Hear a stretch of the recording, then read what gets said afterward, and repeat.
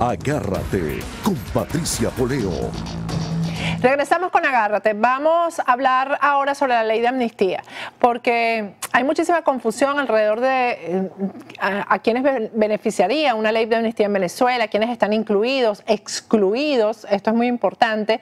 Hay una abogada venezolana, bueno, a quien respeto muchísimo, es una de las personas más versadas en esta materia, se llama Magali Vázquez. La tenemos ya, abogada y profesora universitaria, la tenemos ya vía Skype desde Caracas. Buenas noches, doctora Vázquez, ¿cómo está?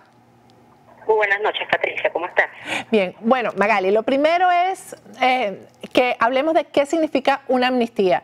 Aquí hay mucha confusión, hay mucho exiliado aquí en Miami, muchas personas que han recibido asilo político y, por cierto, el sábado incluso hay una asamblea para hablar del tema, para tocar lo que sería la ley de amnistía, porque hay mucha confusión. No hay una información exacta de lo que es una ley de amnistía. Bueno, fíjate, lo que pasa es que tradicionalmente o comúnmente se dice que la amnistía es una ley para perdonar delitos políticos. Sin embargo, cuando uno revisa con detalle la doctrina sobre el tema y cómo ha funcionado esto en diferentes países, se consigue con que la amnistía ha sido básicamente una institución a la que se ha acudido con el fin de reconciliar, de olvidar, y eso significa que no necesariamente que deben quedar cubiertos por la amnistía los tradicionales delitos políticos, sino que dentro de la noción de amnistía pues se incorporaría cualquier otro tipo, digamos que de delitos, incluso calificados como delitos comunes, que hayan dado lugar a o a los cuales se hayan imputado o acusado a una persona por razones de orden político. Porque si uno se queda en el concepto, digamos que restrictivo, tendríamos que decir pues que el delito político tradicional o tipo son delitos como rebelión, conspiración, y evidentemente eso hace que el concepto sea muy restrictivo, ¿no? Entonces la figura de la amnistía se ha utilizado con digamos que otra finalidad, que es pacificar, reconciliar países que han estado, digamos que envueltos en una situación de conmoción, de polarización, de persecución, y precisamente por todas esas circunstancias, pues en muchos casos personas son objeto de persecución por razones de orden político y se les imputan delitos comunes, que se suele utilizar precisamente como una estrategia para evitar que esa persona pueda ser favorecida con un asilo, que pueda optar, digamos que a esos otros mecanismos que devienen del derecho internacional.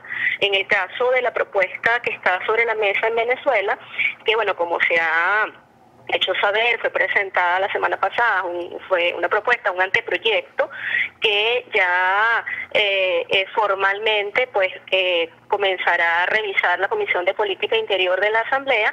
Se hace una enumeración de una serie de situaciones que comprende los tradicionales o típicos delitos políticos y delitos comunes que han dado lugar a persecución por razones de orden político. Y bueno, estamos hablando incluso sobre la base de, además de presunción de delitos, porque en muchos de estos casos pues se trata de personas que están siendo procesadas, que han sido objeto de una imputación o de una acusación. Son muy pocos los casos en que hay una sentencia firme, precisamente porque el proceso se ha utilizado nuevamente como un mecanismo de persecución, no con la finalidad que jurídicamente tiene establecido, sino que una persona se le inicia un proceso que termina siendo un proceso interminable, precisamente para tenerlo con la espada de Damocles allí sobre su cabeza. Y bueno, todas esas situaciones son las que pretende abarcar la propuesta, que en definitiva emane pues de la Asamblea. Sí, fíjese, yo quisiera insistir un poco en este tema de los delitos comunes, porque como yo conozco mi ganado, como decimos nosotros, yo sé que ahí va a venir la traba, ¿no? ¿Por qué? Porque hay perseguidos políticos que han sido acusados por delitos como violación, homicidio, corrupción, y eso va a ser el alegato de la parte oficialista para oponerse a esto. Van a decir, por ejemplo, que como a Nixon Moreno, por poner un caso, se le va a amnistiar si tiene un delito de que violó a una mujer policía. El caso Anderson, que algunos están presos, otros estamos en el exilio, que supuestamente asesinamos a un fiscal.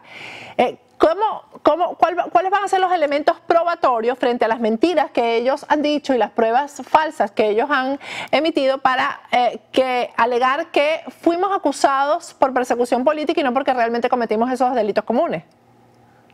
Bueno, fíjate, así como los ejemplos que acabas de citar, digamos que a eso se suman casos, por ejemplo, en que a una persona se le ha imputado el delito de tráfico de estupefacientes, sí, o de posesión de estupefacientes, se le ha imputado delitos como terrorismo, es decir, delitos que por supuesto en el común, o sea, cualquier persona de entrada que vea que en una ley se dice en blanco y negro que tales supuestos delitos quedarían cubiertos por una ley de amnistía, es una situación que por una parte lo que pretende es que se genere rechazo y por otra parte tener un alegato de que se trataría de delitos que conforme al texto de la Constitución venezolana no pueden ser favorecidos por una ley de amnistía. Sin embargo, precisamente por eso lo que se pretende en la propuesta es dejar claro que aún se trata primero en la mayoría de los casos de presunciones, como decía anteriormente, y hay elementos suficientes que acreditan que esas personas, en los casos, por ejemplo, que has mencionado, es muy emblemático, ¿verdad? Han sido sujetos de persecución en razón de instrucciones directas de altos funcionarios del Estado, en algunos casos del propio presidente de la República. Entonces, es precisamente eso lo que hace que la persona se haya convertido en un perseguido político. ¿Cuál ha sido la estrategia? Imputar un delito, ¿verdad?, que de entrada debería ser excluido de una ley de amnistía, pero no basta con que se le haya imputado o acusado por un hecho de esa naturaleza. ¿Por qué? Porque, por ejemplo, por citar un caso, el terrorismo supone, para que se configure, una serie de exigencias que en los casos que, digamos que en función del arqueo que nosotros hemos hecho, califican como delitos políticos, evidentemente no serán los supuestos del terrorismo. O sea, y allí no puede ser el intérprete, digamos que discrecional. Venezuela ha suscrito una cantidad de instrumentos internacionales que definen de manera clara lo que se considera como terrorismo, y en la mayoría de los casos en que a una persona se le ha imputado ese hecho, efectivamente eso no resiste un análisis jurídico. Es evidente que se buscará, eso yo creo que nadie lo duda, que se buscará algún artificio para tratar de evitar que muchas personas queden cubiertas por los extremos de la ley, pero bueno, precisamente por eso también se está pensando en un procedimiento que permita que esa persona pueda recurrir, pueda ejercer una serie de recursos ante diferentes instancias, y bueno, con la finalidad precisamente de que no sea nuevamente sujeto de persecución, o que no se pueda reforzar esa persecución, precisamente negándole los efectos de la ley de amnistía. Es verdad que por más explícito que estén los supuestos en la ley, siempre se podrá buscar la manera, sobre todo cuando no hay disposición de aplicar la norma como debe ser. Ya en el pasado sucedió, en el año 2007, con ocasión del decreto ley de amnistía que dictó el presidente Chávez, bueno, había casos que era evidente que quedaban cubiertos por los extremos de la ley. Sin embargo, pues se buscó la manera de excluir alguna persona del ámbito de aplicación de la norma. Aquí una de las cosas que estamos tratando de incorporar precisamente y de quedar claro, sobre todo frente al argumento de que se trataría de delitos de lesa humanidad o de violaciones graves a los derechos humanos, que son casos en los que la Constitución prohíbe la amnistía. Bueno, es que para que una persona se le pueda negar la aplicación de la ley, esa persona tiene que haber sido acusada, ¿verdad?, o tiene que haber sido condenada sobre la base de esa calificación. No es que yo, juez, subjetivamente digo que un homicidio es una violación de derechos humanos. O sea, un homicidio puede ser un delito común o una violación de derechos humanos dependiendo de quién lo perpetra y cuáles son las razones que dan lugar al mismo. Entonces, no basta con que el juez, digamos que lo deduzca o lo presuma, sino que tendría que haber, y así se está tratando de plantear, pues que haya una acusación formal, expresa, por un delito calificado como violación de derechos humanos o como un delito calificado por el Estatuto de Roma como de lesa humanidad.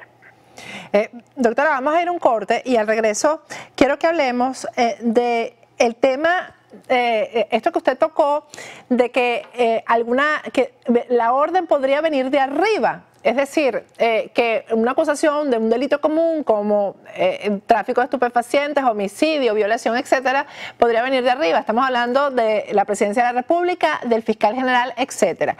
De aprobarse esta ley, esa pregunta se la dejo en el aire, ¿no quedaría este gobierno en evidencia de que ellos cometieron un delito, crímenes de lesa humanidad con este tipo de persecuciones? Y yo quiero que usted me diga si al aprobarse la ley y comprobarse que hubo persecución política a niveles de inventar expedientes, juicios, etcétera, etcétera, ellos no quedan en evidencia. Al regreso vamos a hablar sobre eso. Vamos a ir a un corte, pero antes vamos a hablar del momento de escoger el hogar, la casa, para lo cual tenemos un gran aliado que es tucasaenflorida.com. Es una compañía de real estate que ha sido fundada por venezolanos que saben lo que te gusta. Prestan el servicio de venta y alquiler de casas, apartamentos y todo lo que necesitas para vivir en la Florida. Te hacen las remodelaciones a tu gusto. Si quieres construir, te hacen tu casa a la medida de tus necesidades. Si compras inmuebles para alquilar, ellos te los administran de forma transparente. Tucasaenflorida.com funciona como un motor de búsqueda de inmuebles y propiedades. Usted puede ingresar en la página web y desde allí buscar y encontrar las propiedades con características, precios, disponibilidad y fotos actualizadas. Su página web es www.tucasaenflorida.com. En Instagram son @tucasaenfl, en el Twitter son @tucasaenflorida. Tienen un correo electrónico que contestan con muchísima rapidez, que es info@tucasaenflorida.com, y 3 números telefónicos, uno de los cuales puedes llamar directamente desde Venezuela, que es el 771-0568. Desde Estados Unidos marcas el 561-927-5412 y desde Perú el 718-5028. Vamos a ir a un corte y al regreso continuamos hablando con la doctora Magali Vázquez acerca de este tema tan controversial que es la ley de amnistía que se va a debatir en Venezuela. Ya volvemos.